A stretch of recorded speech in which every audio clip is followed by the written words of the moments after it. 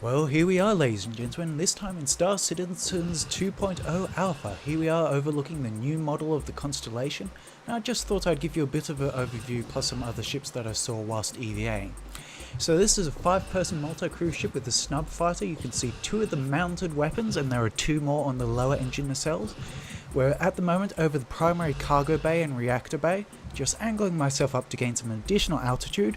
Here's 2 missile racks, angling myself up again because of gravity.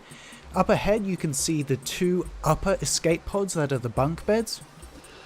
And we're coming up over the neck of the ship with the main airlock into the sort of neck of the ship right behind the primary cockpit. You can see the 2 sets of landing fans up front, and they're of course more towards the middle and rear of the ship. Now, compared to the previous version of the Andromeda, the cockpit is a little bit less angled and a little bit more of a snub nose. But aside from that, it's just a bit of an interior work just to spruce things up a bit to the new standards. Now here we are coming in over some alternate landing pads, with the Mustang Alpha dropping in over to the right. The ship closest to my left is one of the Aurora models, probably the MR. Nice little starter craft with some loading issues because once again this is an Alpha.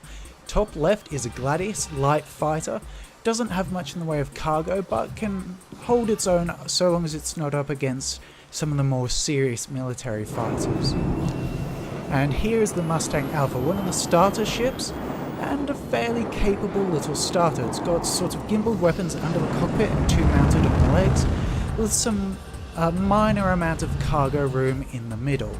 All in all, not a... oh dear. I appear to have missed my landing. I'll see you around, ladies and gentlemen. And here we are, this time in the Constellation. Interior, of course, this is the front area, so you've got the 3 main command chairs, and the access route to both the upper and lower turrets. Here's a friend of mine who's just hopped in to say hello. We've got the lockers, crew compartment, bed, table, chairs, that sort of thing. Primary cargo hold, airlocks both left and right hand side. And we're heading towards the rear of the ship, which houses the power reactor and the exit entry point for the snub fighter, which has been substantially reworked since the last model of the ship.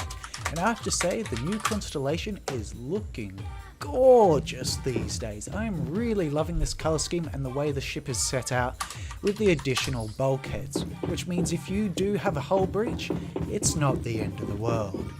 This is Cowardly Hames signing off, and I'll see you in the verse.